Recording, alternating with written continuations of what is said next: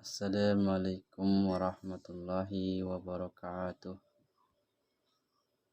Alhamdulillahi rabbil alamin. Hamdan syakirin, hamdan yuafi ni'amika fi majidah. Ya rabbana lakal hamdu kama yanbaghi li jalalika azimi sultani.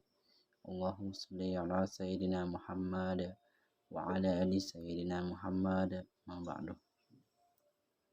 Jadi ada pertanyaan dari kolom komentar yang bertanya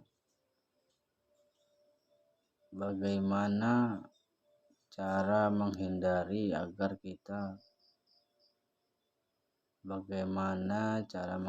orang yang nafsu, orang yang selalu nafsu. Nafsu ini banyak luas maknanya, nafsu emosinya tidak terkontrol juga nafsu emosinya, nafsu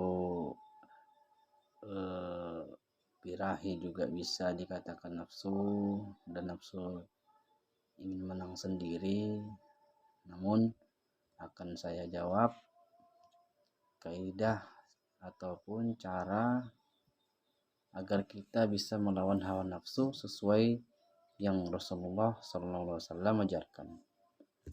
Jadi setiap makhluk hidup, kita sebagai manusia tentu memiliki hawa nafsu, terutama manusia yang sejak lahir itu Allah sudah memberikan nafsu. Allah membekalinya dengan nafsu agar dapat menjalankan kehidupannya secara wajar ya, sebagai kita makhluk hidup di dunia ini. Jadi salah satu nafsu yang dimiliki oleh manusia adalah nafsu syahwat.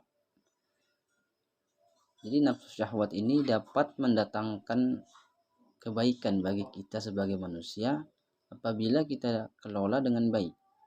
Namun sebaliknya, nafsu syahwat juga akan menjadi musuh besar bagi manusia, bagi kita, apabila ia tidak dapat mengendalikan nafsunya. Di dalam kamus bahasa Indonesia, yaitu syahwat diartikan sebagai nafsu untuk bersetubuh atau kebirahian. Jadi Allah menciptakan manusia dengan disertai syahwat dengan faedah dan manfaat di dalamnya. Dan apa tujuannya? Yaitu untuk menghasilkan keturunan. Itu dalam hal positif. Namun apabila nafsu ini tidak dapat dikendalikan dengan baik, maka akan mendatangkan petaka, akan mendatangkan dosa. Rasulullah SAW bersabda, sesungguhnya Allah telah menuliskan bagi anak-anak Adam baginya dari zina. Ia pasti akan mendapatkannya. Maksud zina di sini yaitu zina mata. Zinahnya mata yaitu memandang yang diharamkan. Zinahnya lisan membicarakan hal keburukan. Zinahnya jiwa mengharap dan membayangkannya dalam hal keburukan atau memandang dosa, hal yang tidak dibenarkan oleh agama. Sedangkan kemaluannya akan membenarkan hal tersebut atau mendustakannya. Dalam Al-Quran surat Yusuf ayat 31 Allah berfirman, artinya maka tatkala wanita itu atau seorang di sini diriwayatkan yang bernama Zulaikha mendengar cercaan mereka, diundangnya lah wanita-wanita itu dan disediakannya lah bagi mereka tempat duduk. Disediakan untuk mereka tempat duduk maksudnya, dan diberikannya kepada masing-masing mereka sebuah pisau untuk memotong jamuan. Lalu kemudian dia berkata kepada Yusuf, keluarlah atau nampakkanlah dirimu kepada mereka. Maka tatkala wanita-wanita itu melihatnya, maka mereka kagum kepada Nabi Yusuf tentang keelokannya, rupanya, keindahan tubuhnya, putih bersih, gagah, dan sampai-sampai mereka memandang Nabi Yusuf itu pisau yang diberikan oleh tuan rumah tadi mengenai jari-jari tangannya. Saking terpesona melihat keindahan Nabi Yusuf ya. Maha sempurna Allah ya. Dalam kisah Nabi Yusuf, meskipun beliau dicintai dan disukai oleh banyak wanita karena ketampanannya, Nabi Yusuf tidak serta-merta mengikuti nafsu syahwatnya untuk meladeni wanita-wanita yang bukan muhrim. Wanita-wanita tersebut yang diceritakan dalam hadis, dalam ayat tadi. Jadi berkat ketaatan Nabi Yusuf ini, Nabi Allah ini ya, Nabi Yusuf pun memohon agar dijauhkan dari segala perbuatan buruk karena nafsunya.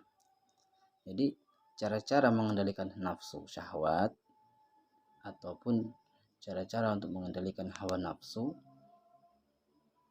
agar tidak menimbulkan perbuatan-perbuatan buruk bagi kita, maka terdapat beberapa cara yang dilakukan oleh seseorang, dapat dilakukan oleh kita sebagai manusia, yaitu sebagai berikut ya. Yang pertama yaitu menjalankan puasa. Menjalankan puasa dan menjalankan ibadah-ibadah sunnah.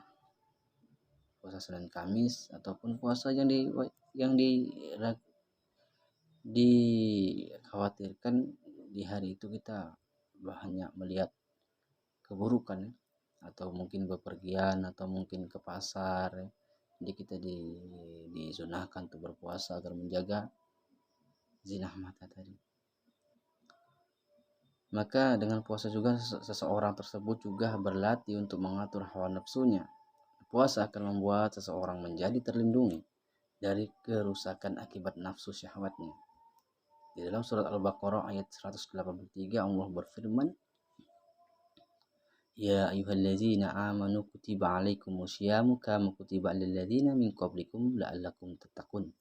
Yang artinya, hai orang-orang yang beriman, diwajibkan atas kamu berpuasa sebagaimana diwajibkan atas orang-orang sebelum kamu agar kamu bertakwa. Rasulullah juga bersabda, puasa itu adalah perisai bagi kita sebagai manusia. Apabila seseorang dari kalian sedang melaksanakan puasa, janganlah dia berkata rafas. Rafas ini maksudnya kotor. Dan janganlah pula bertingkah laku jahil, seperti kita mengejek atau bertengkar atau berteriak-teriak, mengganggu teman. Dan jika ada orang lain yang mengajaknya berkelahi atau menghinanya, maka hendaklah dia mengatakan, aku ia orang yang sedang berpuasa. Atau aku orang yang sedang puasa. Hadis riwayat Imam Malik dalam Al-Muwatta. Imam Bukhari dalam sahihnya dan Imam Muslim dalam sahihnya itu sama riwayatnya ya. Yang kedua, berbanyak doa. Perbanyak doa ya. Untuk mengendalikan nafsu syahwat, seseorang dapat memperbanyak doa sebagai berikut. Contohnya, Allahumma inni a'udzubika min munqaratil akhlaqi wal amali wal ahwa. Artinya, ya Allah, aku berlindung kepadamu dari akhlak amal dan hawa nafsu yang jelek. Hadis riwayat Tirmizi. Ia juga mengatakan bahwa hadis ini hasan. Riwayat Tirmizi. Jadi yang ketiga, perbanyak istighfar. Jadi setiap kita yang hidupnya tidak bisa mengendalikan nafsu, maka selain puasa dan banyak berdoa, puasa Senin Kamis, puasa sunnah atau amalan sunnah, maka kita juga dianjurkan untuk berdoa, selalu berdoa agar hati kita ini selalu lemah, selalu lembut. Dan yang ketiga, perbanyaklah istighfar. Dengan naiknya nafsu syahwat, maka setan akan semakin menggoda manusia untuk melampiaskan nafsu tersebut kepada hal-hal yang dilarang oleh Allah. Jadi setan ini, nafsu syahwat yang dilarang oleh Allah itu sifatnya dari setan. Salah satunya adalah berbuat zina atau berbohong atau bertengkar. Jadi agar tidak mudah tergoda oleh godaan setan yang terkutuk, perbanyaklah membaca istighfar agar senantiasa ingat dengan Allah, ataupun istighfar memohon ampun dengan istighfar kita dianjurkan untuk mengingat Allah. Di dalam surat Al-A'raf ayat 200 Allah berfirman, wa imma yanzakannaka min nafsi syaitani nazkun fataiz billah innahu sami'un alimun. Artinya, dan jika kamu ditimpa sesuatu godaan atau jika kamu dihasut oleh godaan syaitan, maka berlindunglah kepada Allah dengan mengucapkan istighfar. Jadi yang keempat, selain berpuasa, berdoa, dan beristighfar, kita dianjurkan sholat malam. Rasulullah SAW bersabda, sesungguhnya aku bisa tidur dan sholat atau berpuasa dan berbuka, dan aku menikahi wanita. Maka bertakwalah kepada Allah, wahai Utsman, karena sesungguhnya keluargamu memiliki hak yang menjadi kewajibanmu, tamumu memiliki hak yang menjadi kewajibanmu, dan jiwamu memiliki hak yang menjadi kewajibanmu. Maka berpuasalah atau berbukalah atau sholatlah pada sebagian waktu malam, dan tidurlah pada sebagian waktu malam. Jadi malam ini bukan kita harus diwajibkan tidur dari mulai terbenam matahari sampai terbit matahari. Di hadis tadi barusan kita dengar bahwa beribadahlah, sholatlah di waktu sebagian malam, dan tidurlah di waktu sebagian malam. Jadi di antara malam kita disuruh dianjurkan untuk sholat sunnah, ibadah sunnah, dan juga dianjurkan untuk tidur. Yang kelima, menjaga pandangan. Jadi untuk mengendalikan hawa nafsu dapat dilakukan dengan cara menjaga pandangan. Menjaga pandangan ini artinya menjaga mata dari melihat hal-hal yang tidak semestinya dilihat, yang tidak semestinya kita lihat, karena akan menimbulkan dosa bagi kita sendiri, bagi hamba Allah yang melihatnya. Dalam Al-Quran surat An-Nur ayat 30 Allah berfirman yang artinya, katakanlah kepada orang laki-laki yang beriman, hendaklah mereka menahan pandangannya dan memelihara kemaluannya. Yang demikian itu adalah lebih suci bagi mereka. Sesungguhnya Allah Maha mengetahui apa yang mereka perbuat. Dan yang keenam, perbanyaklah baca Al-Quran.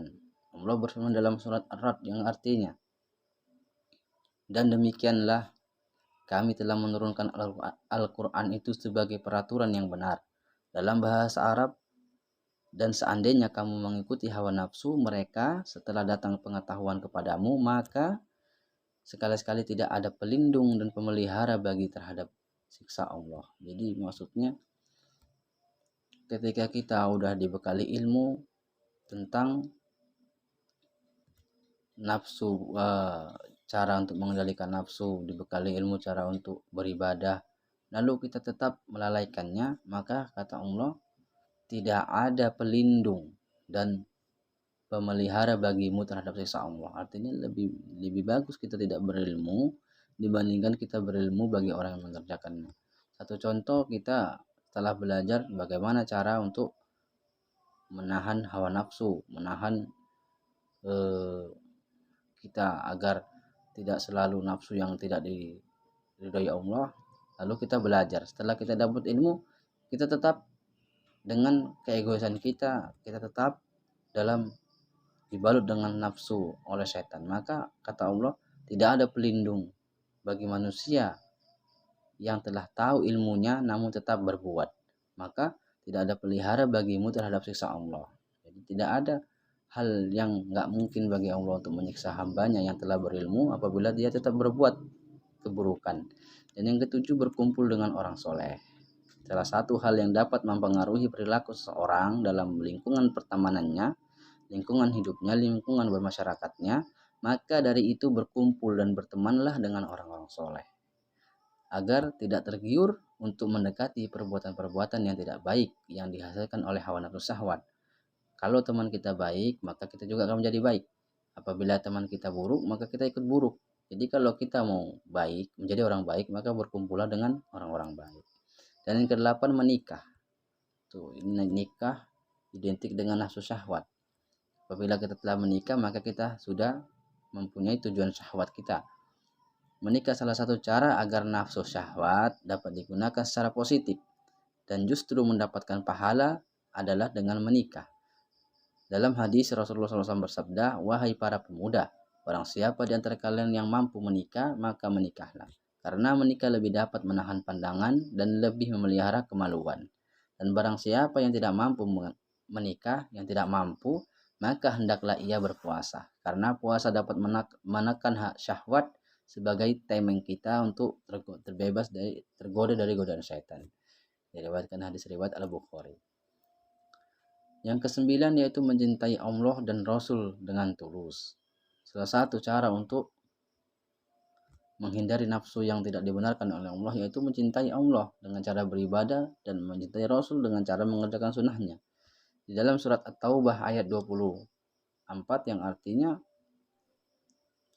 "Katakanlah, jika bapak-bapak atau anak-anak atau saudara-saudara, istri-istri, kaum keluargamu, harta kekayaan yang kamu usahakan, perniagaan yang kamu khawatiri kerugiannya, dan tempat tinggal yang kamu sukai atau kita cintai, atau dengan tempat tinggal itu kita tidak ridho bahwa tempat itu kita hancur atau dulu, seharusnya lebih kamu cintai dari Allah dan Rasulnya." Jadi maksudnya di sini apabila kita memiliki harta, kekayaan, keluarga, maka jangan sampai mereka itu menjadikan cinta kita kepada mereka melebihi cinta kita kepada Allah. Jadi tetap cinta yang utama yaitu cinta kepada Allah dan Rasulnya. Setelah itu baru keluarga, kerabat, harta.